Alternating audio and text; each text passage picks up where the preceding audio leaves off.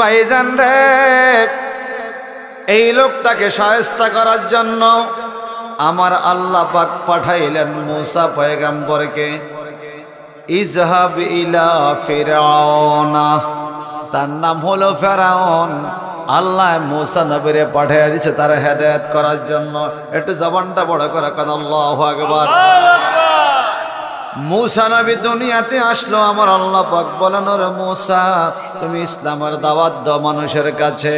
মূসা নবী বলে আল্লাহ অন্য কথা বলার জন্য আমাকে বলেন, কিন্তু ইসলামের দাওয়াত দিতে বলিয়েন না, কারণ ইসলামের দাওয়াত দেওয়া বড় কঠিন। বলে কি কঠিন? বলে ইসলামের দাওয়াত দিতে গেলে সবাই ভালো বলে না, কেউ পাগল বলে, কেউ পাগল বলে, কেউ মাজনুন বলে, উল্টা পাল্টা গালিগালাজ করে। ইসলামের দাওয়াত দিতে গেলে মানুষ সে ভালো কয় না। ইসলামের দাওয়াতের কাজটা বন্ধ করি, আমি এটা পারবো না, এটা কঠিন কাজ। আল্লাহ পাক বলে না, তোমাকে করতেই হবে। ও আল্লাহ, তাহলে তোমার কাছে আমি অনুরোধ করব কি? বলে অনুরোধটা হলো আল্লাহ, আমি যে ইসলামের দাওয়াত দিব, আমি যে কঠিন পরীক্ষা দিলাম, ওই কঠিন পরীক্ষার কারণে আমার তো জিহ্বা নষ্ট হয়ে গেছে, আমি কথা বলতে পারি না। বলে এখন কি করতে হবে? এই সূরা তাহার 25 নম্বর আয়াত আল্লাহ পাক বলেন, ক্বালা রাব্বিশরাহ লি সাদরি ওয়া ইয়াসসির লি আমরি ওয়া হালুল উকদাতাম মিন লিসানি ইয়াফকাহু কওলি। চিৎকার দি কোন আল্লাহু আকবার। ওয়াজআল লি উযীরাম মিন আহলি হারুনা আখি। মারহাবা বলেন। মূসা পয়গম্বর বলো, গো আল্লাহ আমার জবানের জড়তা দূর করে দাও। কালা রাব্বিশরাহ লি সাদরি, আমার বক্ষ মুক্ত করে দাও। ওয়া ইয়াসসিরনি আমরি, আমার কাজটা তুমি সহজ করে দাও। কেমনে তোমার কাজ সহজ হবে? ওয়া হালুল উকদাতাম মিন লিসানি, আমার জবানের জড়তা দূর করে দাও। জড়তা আবার কি? ইয়াফকাহু কাউলি, জড়তা গেলে মানুষ আমার কথা বুঝবে। মূসা পয়গম্বর তুতলে কথা বলতো, মানুষ কথা বুঝতো না, কথা বুঝতো না, কথা বলতে গেলে কথা আটকে যাইতো। এখন মূসা নবীকে আল্লাহ তুমি আমার জড়তা দূর করে দাও, আমার কথা যেন মানুষে বুঝতে পারে। কেমনে মূসা নবীর জড়তা আসলো বাজান? আল্লাহ পাক বলেন, সুম্মা আরসালনা মূসা ওয়া আখাহু হারুন, আমার আল্লাহ পাক মূসা নবীকে দুনিয়াতে পাঠাইলেন, ওয়া আখাহু হারুন, এবং তার ভাই হারুন আলাইহিস সালামকে দুনিয়াতে পাঠাইলেন। মূসা পয়গম্বর দুনিয়াতে আসবে, হারুন পয়গম্বর দুনিয়াতে আসবে। ওই সময় আসার পূর্বে ফেরাউন একটা স্বপ্ন দেখছে। ফেরাউন স্বপ্ন দেখছে বিশাল বড় একটা আগুনের কুণ্ডলী আইসা ফেরাউনের রাজ সিংহাসনটা জ্বালায়া দিছে। একটা ছোট শিশু দুনিয়াতে জন্ম হয়েছে। ওই শিশুটা ফেরাউনের রাজ দরবারে বৈশা, তার কুরসিতে বৈশা বাদশাহী শুরু করে দিছে। অর্থাৎ ফেরাউনের ক্ষমতা নাই, ক্ষমতা শিশুটা লইয়া গেছে। ফেরাউন অনেক চিন্তা ভাবনা করলো, এটা কেমন স্বপ্ন দেখলাম রে, এটা কেমন স্বপ্ন দেখলাম। এইবার ফেরাউন লোকদেরকে ডাকা শুরু করলো, আসো আমি স্বপ্ন দেখছি, আমার স্বপ্নের ব্যাখ্যাটা তোমরা করে দাও। বহু লোকদেরকে ডাকলো, স্বপ্নের ব্যাখ্যাকারী তাবিরকারীদেরকে ডাকলো। কত চেষ্টা করলো, স্বপ্নের ব্যাখ্যা পাওয়া যায় না। অনেক চেষ্টার পরে একজন স্বপ্নের ব্যাখ্যাকারী বলল, হে ফেরাউন বাদশাহ, আপনার দেশে একজন শিশুর সন্তানের জন্ম হবে, ছেলের জন্ম হবে। ওই ছেলেটা আপনার সিংহাসন কাড়িয়ে নিবে, আপনি তার কাছে যুদ্ধ করে টিকতে পারবেন না। এই কথা বলতে দেরি, ফেরাউনের মাথায় এখন আর হুঁশ নাই। ফেরাউন টেনশনে পড়ে গেল। সে ঘোষণা দিয়া দিছে, প্রত্যেকের ঘরে ঘরে মানুষ পাঠাইয়া দাও, স্বামী স্ত্রী যেন এক রুমে থাকতে না পারে। যদি কোনো মেয়ে সন্তান হয়, মেয়ে সন্তানটাকে জিন্দা রাখবা। যদি কোনো ছেলে সন্তান হয়, তার সাথে সাথে জবাই করে হত্যা করে ফেলবা। এই ফেরাউন যখন এই ঘোষণা দিল, শুরু হইয়া গেল হত্যা আর হত্যা। পুরো 1 বছর 2 বছর পর্যন্ত ছেলে হইলে জবাই করে দেয়, মেয়ে হইলে রাইখা দেয়। এখন ফেরাউনের লোক লোকজন, মিশরের লোকজন নীল নদের পাড়ে দিয়া দৌড়াইয়া ফেরাউনের বাড়িতে আসছে। আইসা কয়, বাদশাহ আপনি যেভাবে বলছেন আমরা সেভাবেই করছি, কিন্তু পৃথিবীতে এখন তো শুধু মেয়ে ছেলে তো নাই, আগামী প্রজন্ম কিভাবে বিয়ে শাদী দিবেন? সব ছেলে আমরা জবাই করে আইছি, মাইয়া সব মাইয়া, ছেলে তো নাই, কার কাছে মাইয়া করে বিয়া দিবেন? একটা বুদ্ধি করা দরকার। এইবার ফেরাউন বুদ্ধি করছে, তাহলে একটা কাজ করো, 1 বছর ছেলে হইলে, জন্ম হইলে জিন্দা রাখো, আরেক বছর জবা করো, আরেক বছর জিন্দা রাখো, আরেক বছর জবা করো। যারা বিবেকবান, যাদের বিবেক আছে, যারা মায়ের স্তনের দুধ খাইছেন, একটু জবানটা বড় করে কর না আল্লাহু আকবার। আরো জোরে করে আল্লাহু আকবার। একটু ধারাবাহিকভাবে 5টা মিনিট বলছি বাজান। এই ফেরাউন যখন ঘোষণা দিল 1 বছর জবাই করো, 1 বছর জিন্দা রাখো, যা হোক 1 বছর জিন্দা রাখা হলো। যেই বছর জবাই করা বন্ধ, ওই বছর আল্লাহ হারুন আলাইহিস সালামকে পাঠিয়ে দিল। হারুন আখি, মুসা নবীকে, হারুন তো আমার ভাই। সুবহানাল্লাহ বলেন। যেই বছর জবাই বন্ধ, ওই বছর হারুন পয়গাম্বর আসলো। কিন্তু যেই বছর আবার জবাইয়ের বছর, ওই বছর মুসা নবী আসবে। আল্লাহকে আমি মুসারে ফাটাইছি যুদ্ধের ভিতর দিয়া। সুবহানাল্লাহ। ভাইজান বন্ধুরা আমার, মুসা আলাইহিস সালামের জন্ম হবে, তার মা বড় টেনশনে পড়ে গেছে। আমি যে সন্তান জন্ম দিব, সন্তানটা কোথায় রাখবো? জন্ম হওয়ার পর দেখলো যখন তার সন্তান ছেলে হয়েছে, মা জননী কান্নাকাটি শুরু করলো। এখন যদি ফেরাউনের লোকজন শুনতে পারে আমার ছেলেকে তো জবাই করে দিবে। সত্যিকার করে বলেন তো বাজান, ছেলে মেয়ে 10 জন 20 জন 30 জন যদি হয়, যদি থাকার ঘর নাও থাকে, প্রয়োজনে গাছের নিচে বুকে জড়ায় রাখবে, তবুও মা বাবা কোনোদিন সন্তান হত্যা করতে পারে না। ঠিক কিনা কন? মা বাবার প্রতি সন্তানের বড় দরদ, সন্তানের প্রতি মা বাবার বড় মহব্বত বাজান। নিজের জীবন বাজি রাইখা মানুষগুলো বিদেশে যায়, নিজের জীবন বাজি রাইখা মানুষগুলো বিদেশে যায় শুধুমাত্র বিবি বাচ্চারে ভালো রাখার জন্য। কথা কন ঠিক কিনা?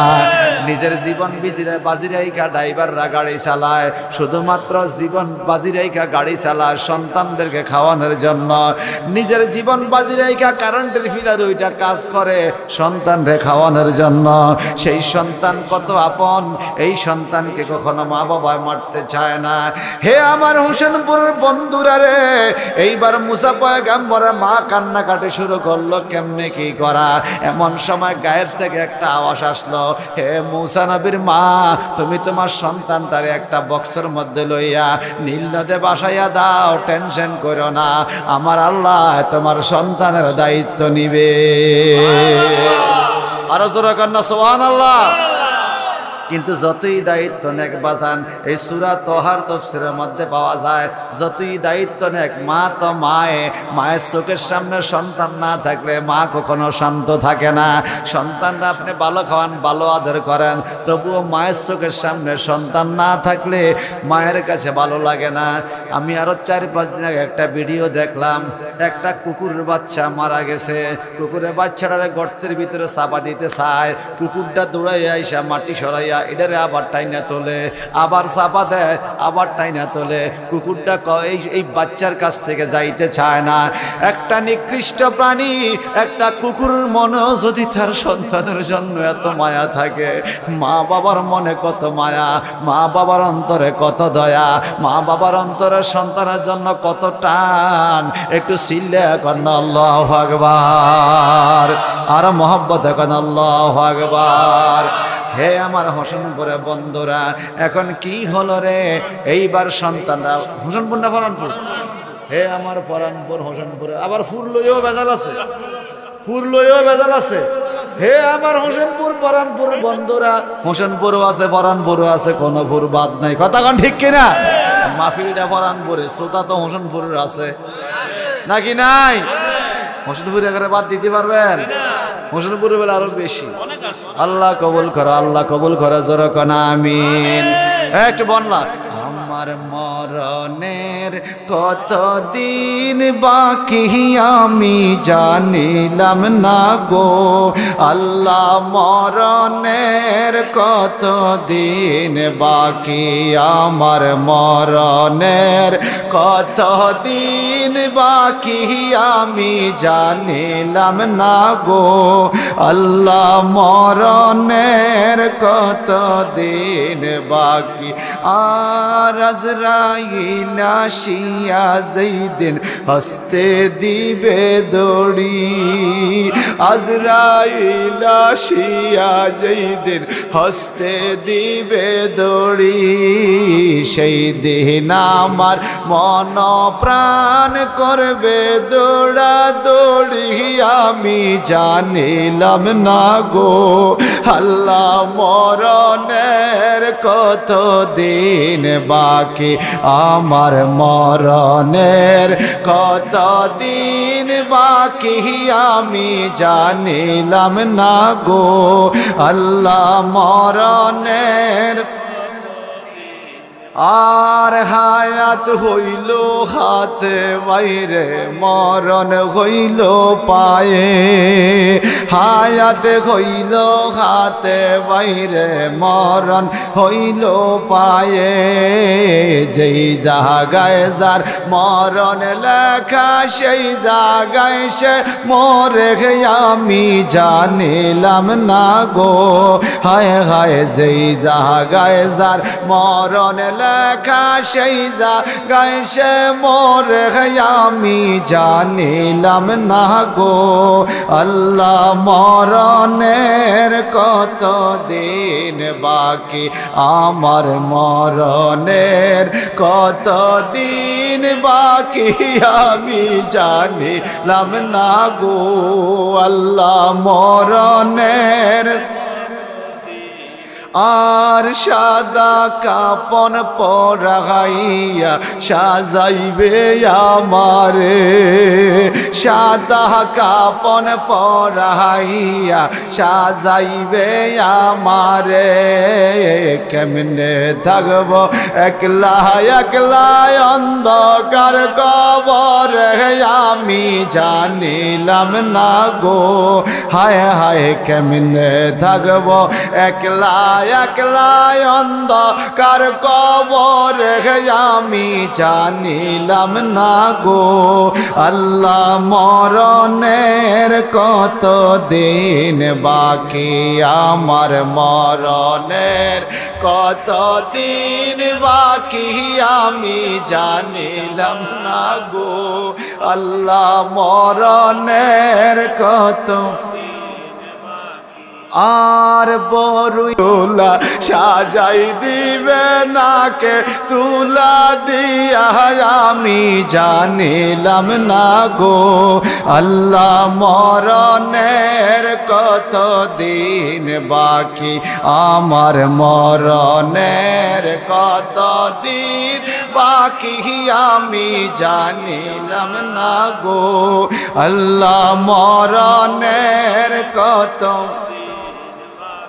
আর 40 দিনের আগে বাইরে মৌতের নিশানি 40 দিনের আগে বাইরে মৌতের নিশানি জমদূত বান্দা নিবে চোখে দিয়া আন্দি আমি জানিলাম না গো আল্লাহ মরণের কত দিন বাকি আমার মরণের কত দিন বাকি আমি জানিলাম না গো আল্লাহ মরণের আর চতুর্দিকে কিছু নাই রে ওপরেতে বাস চতুর্দিকে কিছু নাই রে ওপরেতে বাস সেই দিন আমার কবরেতে কি যে সর্বনাশ আমি জানিলাম না গো হায় হায় সেই দিন আমার কবরেতে কি যে সর্বনাশ আসামি জানিলাম না গো আল্লাহ মরণের কত দিন বাকি বলেন মরণের বলেন বাকি আমি বলেন গো আল্লাহ মরণের আর চারজনে চার কান্দে লইয়া নামাইবে কবরে চারজনে চার কান্দে লইয়া নামাই কবরে আপন আপন যারা ছিল সবাই যাবে সরে আমি জানিলাম না গো হায় হায় আপন আপন যারা ছিল সবাই যাবে সরে আমি জানিলাম না গো আল্লাহ মরণের কত দিন বাকি আমার মরণের কত দিন বাকি আমি জানিলাম না গো আল্লাহ মরণের আর এই আসামি ডেকে বলি মনেতে ভাবিয়া এই আসামি ডেকে বলি মনেতে ভাবিয়া কোন অবস্থায় রাখবাই আল্লাহ অন্ধার গরে নিয়া আমি জানিলাম না গো হায় হায় কোন অবস্থায় রাখবাই আল্লাহ আন্দার গরে নিয়া আমি জানিলাম না গো আল্লাহ মরণের কত দিন বাকি আমার মরণের কত দিন বাকি আমি জানিলাম না গো আল্লাহ মরণের আর হায়াত হইল হাতে বাইরে মরণ হইল পায়ে হায়াত হইল হাতে বাইরে মরণ হইল পায়ে যেই জায়গায় যার মরণ লেখা সেই জায়গায় সে মরে ঠিক কিনা কোন আরে যেই জায়গায় যার মরণ লেখা সেই জায়গায় সে মরে আমি জানিলাম না গো আল্লাহ মরণের কত দিন বাকি আমার মরণের কত দিন বাকি আমি জানিলাম না গো আল্লাহ মরণের আমার বন্ধুরা মা চিন্তায় পড়ে গেল সন্তানের জন্য সন্তানকে বক্সের ভিতরে ঢুকাইতে হবে চিৎকার দিকে আল্লাহু আকবার এই সন্তান বড় হওয়ার পরে যখন বলেছিল আল্লাহ তুমি ইসলাম প্রচার করো মুসা নবী বলেন আল্লাহ আমি পারবো না কেন পারবো না তোমার সাথে কি কেউ নাই আল্লাহ বলে ওয়াজআলনি উজিরা ও আল্লাহ আমার একজন উজির দাও আমার একজন খাদেম দাও মিন আহালি আমার পরিবার থেকে একজন খাদেম বানায়া দাও আল্লাহ পাক বলে কে তোমার খাদেম হতে পারে মুসা পয়গম্বর বলে হারুন আখি হারুন নবী না আমার ভাই আমার বাইরে আমার উজির বানায়া দাও যাক বন্ধুরা এইভাবে যখন শুরু হলো ভাইকে উজির বানালো ইসলাম প্রচার শুরু করবে মুসা নবী আর হারুন আলাইহিস সালাম দুই ভাই ইসলামের কাজ করবে কিন্তু দুষ্ট ফেরাউনের জন্য পারতেছে না জিহ্বার জড়তা দূর করার জন্য দোয়া করে রব্বিশ শাহলি সাদরি ওয়া ইয়াসসিরলি আমরি ওয়াহলুল উকদাতাম মিন লিসানি ইয়াফকাহু কাওলি ও আল্লাহ আমার বক্ষ মুক্ত করে দাও আমার কাজটা সহজ করে দাও আমার মুখের জড়তা দূর করে দাও ইয়াফকাহু কাওলি আমি ওয়াজ করলে যেন জগতের মানুষ বুঝতে পারে যারা জড়তা দূর করতে চান মুখটা খুলে চিৎকার দিয়ে বলেন আল্লাহু আকবার আরো জোরে কান মারহাবা আমার ভাইয়েরা মুসা আলাইহিস সালাম দুনিয়াতে আসলেন মা জননী একটা বক্স বানাইয়া বক্সের ভিতরে ঢুকাইয়া মুসা পয়গম্বর মা বক্সের ভিতরে ঢুকাইয়া নদীতে দিছে বাসাইয়া সুবহানাল্লাহ সুবহানাল্লাহ কোরআন শরীফের আয়াত। কিন্তু বাজান সত্যিকার করে বলেন, সন্তান যত সুখী থাকুক, মায়ের সামনে না থাকলে মায়ের টেনশন থাকেনি, বাবার টেনশন থাকেনি। বিদেশে এসি করা ঘরে সন্তান আরামে থাকে, তবুও মা প্রত্যেক দিন কান্দে ছেলের জন্য, ঠিক কিনা? আমার ভাইয়েরা, মা জননী কান্দে, সন্তানটাকে বসায় দিলাম পানিতে। মুসা নবীর একজন বোন ছিল, মুসা নবীর বড় বোনকে বলছে, মা তোমার বাইরে তো পানির বসায় দিছি, তুমি একটু নদীর পাড়ে পাড়ে একটু নজরে রাখো। আমার সন্তানের বক্সটা কোন দিকে যায় বাইশা, সাইও ফেরাউনের রাজপ্রাসাদের দিকে যেন না যায়। যদি ফেরাউনের বাড়ির দিকে যায় গো, আমার সন্তানকে জবা করে ফেলবে, কেটে ফেলবে। সন্তান যদি জবা করে দেয়, আমি মা কষ্ট সহ্য করতে পারবো না। মুসা নবীর বোন নদীর পাড়ে পাড়ে হাঁটে। মা জননী বাড়ির থেকে একবার ডান দিকে নজর দেয়, একবার বাম দিকে নজর দেয়, কলিজাটা পেটে যায় ছটপট। নদীর ঢেউ বড় হইলে না জানি বাক্সাটা ডুইবা যায়, না জানি আমার সন্তানের কি অবস্থা হয়, না জানি আমার সন্তানকে নদীর কোনো হিংস্র পানি খেয়ে ফেলে। বিভিন্ন টেনশনে মা বড় চিন্তিত। এদিকে বোনটা তাকাইয়া দেখতেছে আস্তে আস্তে মুসা নবীর বক্সটা আস্তে আস্তে নদীতে বেশে বেশে স্রোতের বিপরীতে ওই ফেরাউনের বাড়ির দিকে যাইতেছে, ফেরাউনের বাড়ির দিকে যাইতেছে। বোন একটা দৌড় দিয়ে আইসা কয়, মা গো মা, ও মা, আমার বাইয়ের বক্স দিয়ে উল্টায় ফেরাউনের বাড়ির দিকে যায়। এই কথা বলতে দেরি মুসা নবীর মা একটা টেনশনে পড়ে গেল, একটা চিৎকার দিয়ে আল্লাহকে ডাকা আরম্ভ করলো, ও আল্লাহ, তুমি না বললা আমার সন্তানকে তুমি হেফাজত করবা, এখন যেখানে বাঘের বয় সেখানে রাত হয়। এই গভীর রজনীতে তুমি আল্লাহর হুকুম মতো আমি বক্সের মধ্যে ঢুকাইয়া এই নবজাতক শিশুকে পানিতে বসাইয়া দিলাম। এই জন্য তার নাম হইছে মুসা। মুসা শব্দ আরবি ভাষা, এর বাংলা অর্থ হলো পানিতে বাসা সন্তান। যেমন আমরা তরকারির ঝোলকে মাঝে মাঝে মো বলি, মো শব্দটা আরবি, মুসা মানে পানিতে বাসা সন্তান। এই মুসা নবীর মা একটা দৌড় দিছে রে নদীর পাড়ে দিয়া, তাকাইয়া দেখে ঠিকই তো দৌড়াইয়া মানুষগুলো একটা বক্স দেখে দৌড়াইয়া পিছে পিছে যায়।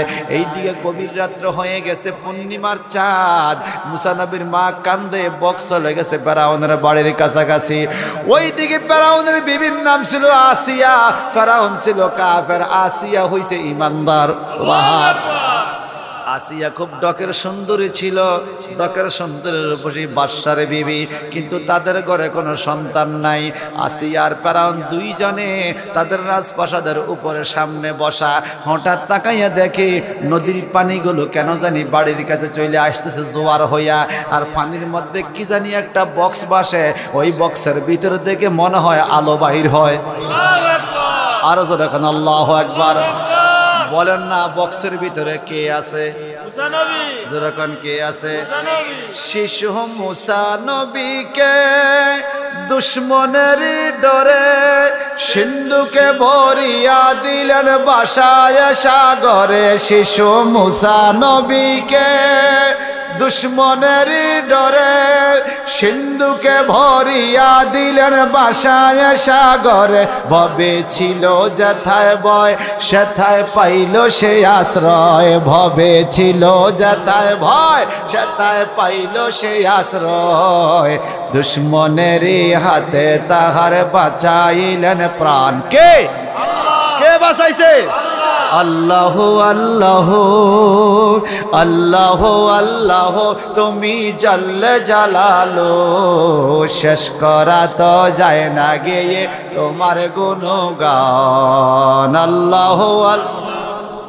মুসা নবীর মা পিছি পিছি চিৎকার, একটু পরে তার বোন তাকাইয়া দেখে আসিয়া আর ফেরাউন দুইজন নদীর ঘাটে যাইয়া এই বক্সটা টাইনা তুলছে। বক্স খুললা দেখে ফুটফুটে সুন্দর, কি সুন্দর একটা ছেলে, কি সুন্দর একটা ছেলে। ফেরাউন তলোয়ার খুলছে, আমিনার নবজাতক শিশু হইলে এই বছর জবাই করে দেব। আসিয়া ফেরাউন থেকে বারণ করে, না জবাই করো না, আমাদের না কোনো সন্তান নাই, আমাদের না কোনো ছেলে মেয়ে নাই, এই সন্তানটা পাইছি যেহেতু আমরা এটা ফালি। যাও, স্ত্রী বললে স্বামী না রাইকা পারে না, এটা ফালা শুরু করবা, কেমনে ফালবা, কোলে নাও। কোলে নিছে, মুসা নবী কান্দে আর কান্দে, কান্দে আর কান্দে। বাড়ির ভিতরে নিয়ে আসলাম, দাস দাসী কোলে লয়, মুসার কান্না বন্ধ হয় না। ফেরাউন কোলে নেয়, মুসার কান্না বন্ধ হয় না। আসিয়া কোলে নেয়, মুসার কান্না বন্ধ হয় না। যত রকমে বলেন বাজান, সত্যিকার বলে বলেন, মায়ের শরীরের গ্রাণ ছোট বাচ্চাও বুঝে কিনা? আরো জোরে কান, বুঝে কিনা? মুসা কান্দে, কান্না বন্ধ করতে পারে না, কান্না আর কান্না। এইদিকে বোন দৌড়ে যায়, মা গো মা, আমাদের সন্তান, আপনার সন্তান, আমার ভাই মুসাকে তো ফেরাউন বাড়িতে নিয়ে গেছে। এই কথা বলতে দেরি মা জননী কান্না শুরু করছে। হায় হায় রে, পাগলের বেশে ফেরাউনের বাড়ির দিকে দৌড় দিছে। আইসা উকি মাইরা দেখে কোলে নেয় দাস দাসীরা, ফেরাউন কোলে নেয়, দাস দাসী কোলে নেয়, আর আসিয়া কোলে নেয়। মুসার কান্না বন্ধ হয় না। এদিকে মা মেয়ে দুইজন রাজদরবারের সামনে দাঁড়ায় দাঁড়ায় কান্দে। হঠাৎ করে একজন রক্ষী আইসা বলে, তোমরা কারা? বলে, আমরা কাজের সন্ধানে আসছি, আমাদের কাজ লাগবে। ফেরাউনকে খবর দিল কাজ লাগবে। দুইজন লোক আইছে। মুসার যে মা, মায় পরিচয় দেয় না। সত্যিকার করে বলেন তো বাজান, আমরা হাটে বাজারে কাজ করতে গেলে অনেক সময় সন্তানের বাবা পরিচয় দিতে চায় না। সন্তানের ইজ্জতের দিকে তাকাইয়া কথা কন ঠিক কিনা? অনেক সময় মা পরিচয় দিতে চায় না, সন্তানের ইজ্জতের দিকে তাকাইয়া। জীবনে যেই কাজটা শরীরে কুলাইবে না, করা যায় না, বাবা সেই কাজটাও করেছে সন্তানের জন্য। জীবনে যেই কাজটা মায় পারবে না, জীবনের রিস্ক নিয়ে সন্তানের জন্য মা ওই কাজটাও করছে। কথা কন ঠিক কিনা? এইবার আমার বন্ধুরা, ঘটনা ঘইটা গেল বিপরীত। সন্তানকে কোলে নিতে চায়, সবাই কান্না থামে না। ফেরাউন দরজায় এসে কয়, তোমরা কারা? মায় কান্দে, পেটের ক্ষুধা লাগছে, খাওয়া লাগবে, কাজ করতে পারবা?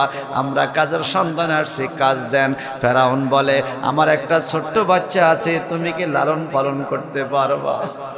এই মহিলা তো জানে বাচ্চাটা তার। মুসার মা কয়, আপনি টাকা না দিলেও লালন পালন করবো। কয় কেন?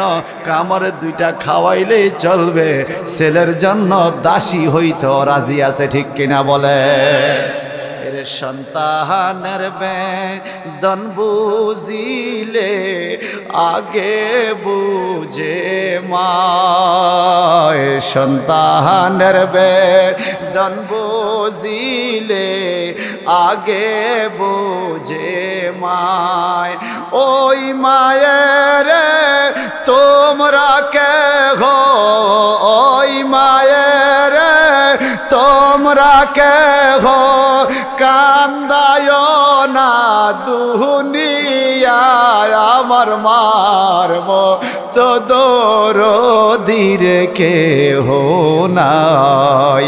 শোনো দেশের ভাই, আমার মারব তো দরদির কেহ নাই।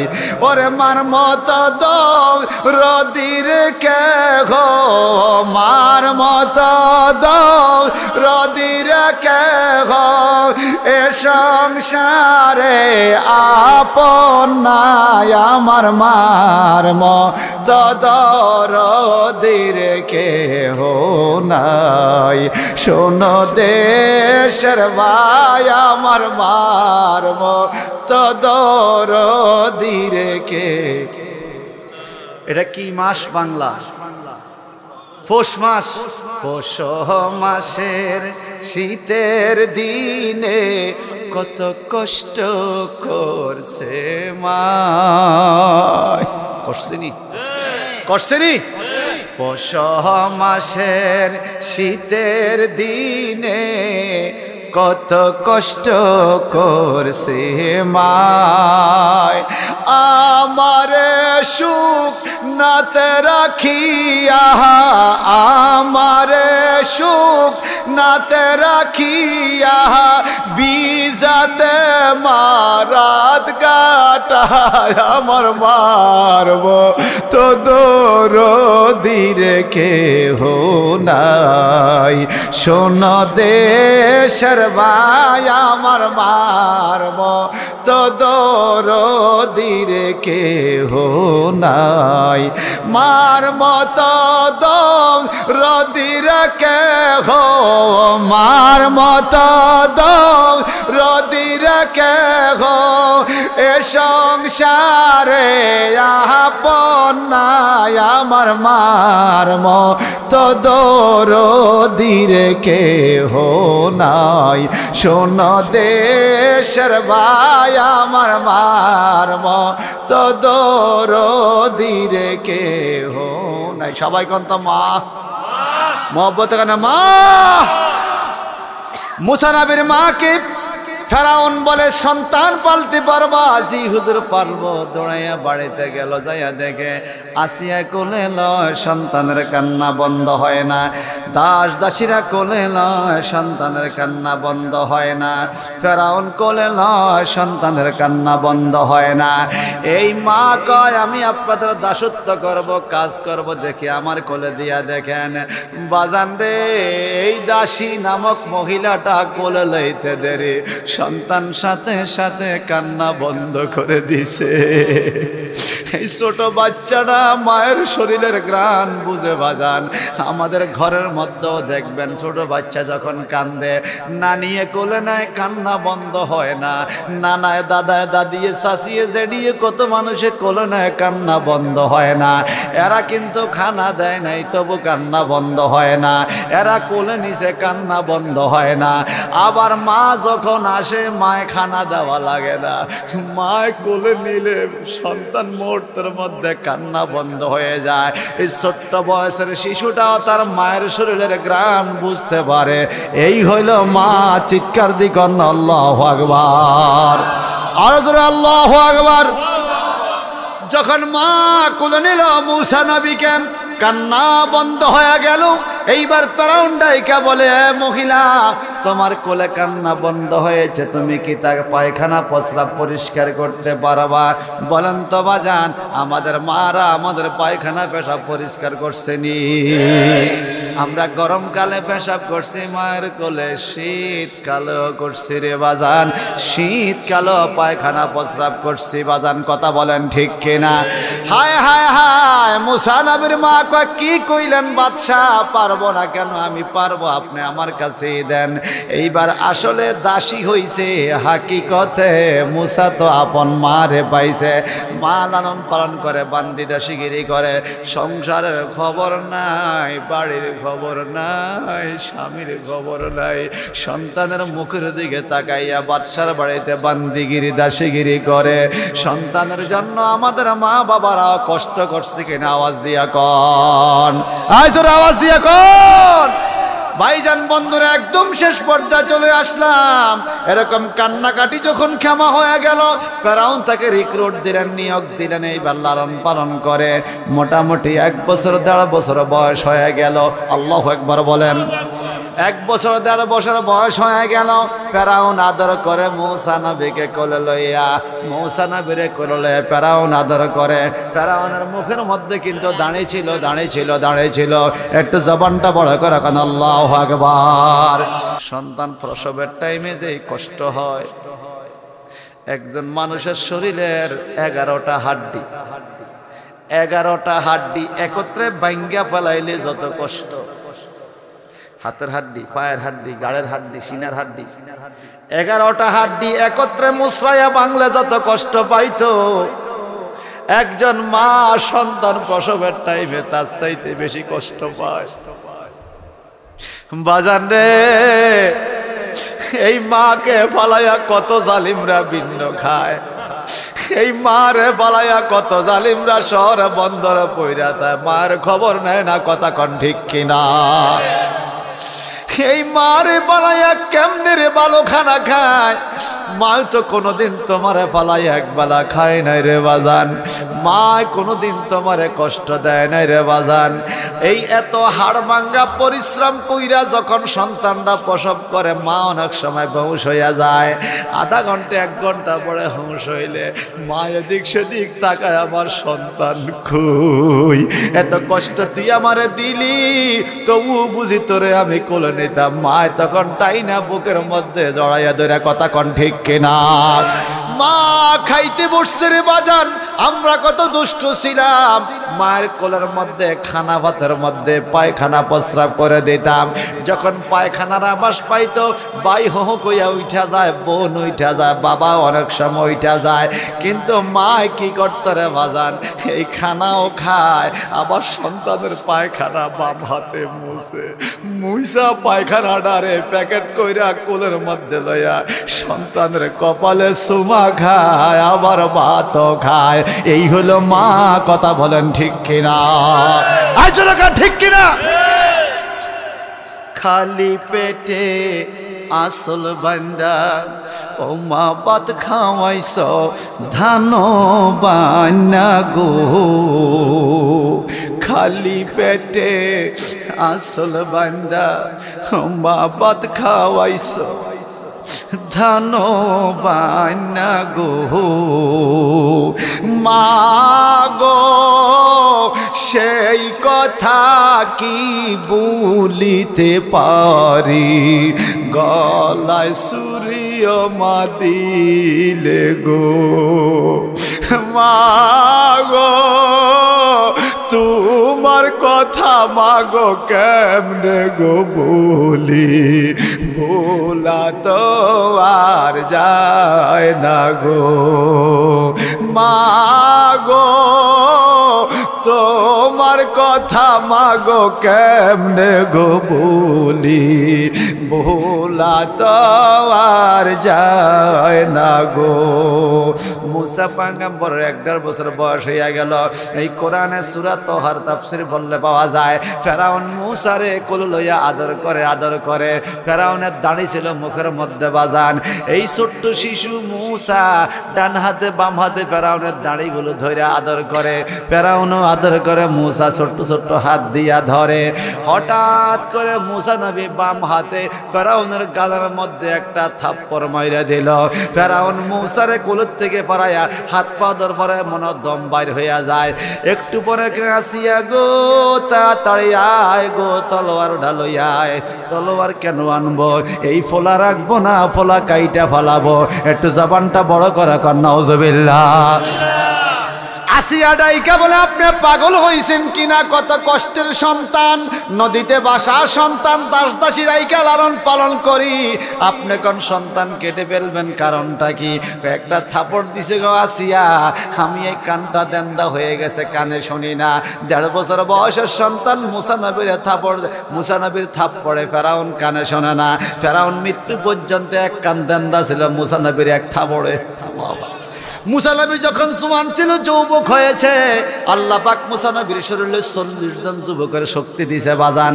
একদিন ফেরাউনের একটা সন্ত্রাস, বড় শক্তিশালী ফেরাউনের এক লোক পাঠাইছে কুস্তিগির, মুসা নবীরে কটা মাইরা যাইয়া যেন আর বেশি কথা না কয়।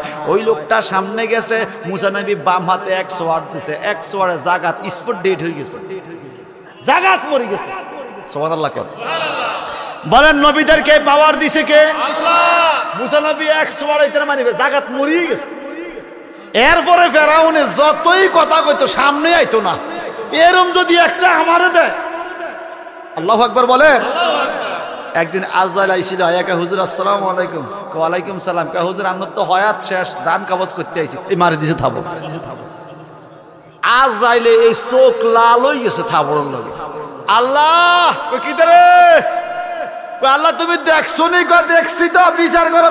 না বিচার দরকার নেই, আল্লাহ মুসা আমার থাপ্পড় মারছে, আমি কত মানুষের জান কবজ করলাম, মুসা উল্টা আমার থাপ্পড় দিল। তুমি এইভাবে বললা কেন? আরো আদবের সাথে বললে তুমি থাপ্পড় খাইতা না। আল্লাহু আকবার বলেন। এই গরম নবী মূসা পয়গম্বর 40 জন মানুষের শক্তি ছিল মূসা নবীর দেহের মধ্যে বাজান। এখন যা হোক এই সন্তান কেটে ফেলবে, এই আয়াতটা যেই জন্য বলেছিলাম বাজান, আল্লাহ পাক বলে ক্বালা রাব্বিশ শরহ লি সাদরি ওয়া ইয়াসসির লি আমরি ওয়াহলুল উকদাতাম মিন লিসানি ইয়াফকাহু কাওলি। এই আয়াতের ব্যাখ্যা পাওয়া যায় মূসা নবী থাপ্পড় দেওয়ার কারণে ফেরাউন তাকে কেটে ফেলবে সিদ্ধান্ত নিয়েছে। আসিয়া কান্দে, আপন মা কাটা মুরগির মতো দড়বড় করে, সন্তান কেমনে হারাবো, সন্তান কেটে ফেলবে, আমি সহ্য করতে পারবো না। মনে রাখবেন, সত্যিকার করে বলেন বাজান, সন্তানের সামনে যদি মা বাবার লাশ থাকে এটা সহ্য করা যায়, মা বাপ মরে গেছে, কিন্তু কোনো মা বাপ জিন্দা থাকতে সন্তান যদি মারা যায় রে, এই কষ্ট কোনো মা বাপ সইতে পারে না। মা বাপ সন্তানের লাশ সহ্য করতে পারে না, ঠিক কিনা বলেন? ফেরাউন মাইরো না, আসিয়া কয় মাইরো না, ফেরাউন কয় মাইরে পালাম, আমার এত জোরে থাপ্পড় দিল কেন, এই থাপ্পড় আমি সইতে পারবো না। আসিয়া কয় ও বাচ্চা এটা কেমন কথা কইলেন, এই ছোট্ট বাচ্চার থাপ্পড় বুঝে আমনে মইরা যান। বাচ্চাটা ছোড়ো গো, থাপ্পড়টা ছোড়ো না। বলেন থাপ্পড়টা কি মূসায় দিছে না উপরে নাইছে? শুরু হইল যুদ্ধ, শুরু হইল যুদ্ধ। আল্লাহু আকবার বলেন। মা জননী কান্দি, তলোয়ার দেইখাম, ফেরাউন হাতে তলোয়ার নিচে মূসাকে কেটে ফেলবে। আসিয়া বুঝে না, একদিকে স্বর্ণের টুকরা রাখবো, একদিকে আগুনের কলা রাখবো, মাঝখানে মূসাকে ছেড়ে দেবো ছোট্ট শিশু। যদি সে স্বর্ণ ধরে স্বর্ণের দিকে যায়, বুঝবো বুঝে, পাগলও পয়সা চিনে, কথা কর না, পাগলও পয়সা চিনে পয়সার দিকে যাবে। ঠিক আছে এই পরীক্ষা। আর যদি আগুন ধরে বুঝবো বুঝে না, ছোট বাচ্চা বুঝে না, তারে মাফ করে দেব। ঠিক আছে এইদিকে মার কলিজাটা ছটফট করে। যদি স্বর্ণের দিকে গেল, মা কয় আল্লাহ দরকার কুদুর ফোড়া যাইব, তবু আমার ফুতে যেন স্বর্ণের দিকে না যায়। এরে পুত্র হারা বেদন কেমন ববে কেউ তো জানে না। বলেন পুত্র হারা বেদন কেমন ভাবে কেউ জানে না, জানে শুধু জনম দুঃখী মা। বলেন জানে শুধু জনম।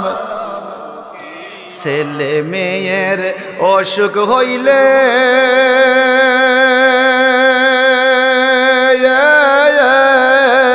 মা জননী ঘুমায় না রে। ছেলে মেয়ের অসুখ হইলে মা জননী ঘুমায় না রে। আমায় তুমি লইয়া যাইও, আমার সন্তান নিও না। আল্লাহ আমায় তুমি লইয়া যাইও, আমার সন্তান নিও না। জানে শুধু জনম দুঃখী মা রে, জানে শুধু জনম দুঃখ। আরে পুত্র হারা বেদন কেমন ভাবে কেউ তো জানে না। বলেন পুত্র হারা বেদন কেমন ভাবে কেউ তো জানে না, জানে শুধু। জোরে কান্ত মা। হিংসা আছে, মহব্বত আছে, সবাই বলেন মা। বাইরে সত্যি করে আল্লাহর কসম দিয়ে বললাম, মা ডাকটা পুরান হয় না, মা ডাকটা। আমার নানি এখনো আছে, আমার মায়ের বয়স চলে 69 বছর, আমার মাও আছে আলহামদুলিল্লাহ, স্টক করা। তা আমার মার থেকে নানি ভালো চলতে পারে। নানির বাড়িতে গেলে আমার মা রে নানি দৌড়া চলে ঘুরে, উঠ তুই আরে জি কয়। আলহামদুলিল্লাহ নানির বয়স হয় 100, এখনো পাতলা চলতে ফিরতে পারে মোটামুটি। এই যে এত বয়স হয়েছে আমার মার, নানির এত বয়স, তবুও মা বারবার নানির চাইতো। কি গো মা 70 বছর ধরে মার ডাকছে, এর বাপরে মা ডাকতে পুরা নয় না। কথা কোন ঠিক কিনা? ভাইজান বন্ধুরা আমার, এইবার কঠিন পরীক্ষা শুরু হয়ে গেল। একদিকে আগুন, একদিকে কয়লা। মূসা মাঝখানে সিদ্ধান্ত ছিল, আগুন ধরলে মাফ করে দিবে, কয়লা ধরলে কেটে ফেলবে। মূসাকে ছেড়ে দিল। মূসা স্বর্ণের দিকে যাওয়ার চেষ্টা করে। একদিকে স্বর্ণ, একদিকে আগুন, কোন দিকে যাবে? স্বর্ণের দিকে যাওয়ার চেষ্টা করে জিব্রাইল ফেরেশতা আইসা মূসা নবীর আগুনের দিকে ঘুরে দিছে। আপনারা বলেন তো, ফেরেশতা কি আমরা দেখিনি? মূসা দৌড়াইয়া যাইয়া আগুনের কয়লাটা ধরে একটা কামড় দিয়া চিৎকার দিয়া কান্না শুরু করছে। ছোট বাচ্চাদের অভ্যাস, যা পায় তাই কামড় দেয়। মূর্খা চাইলে কলার ধরে কামড় দেয়। কথা ঠিক কিনা?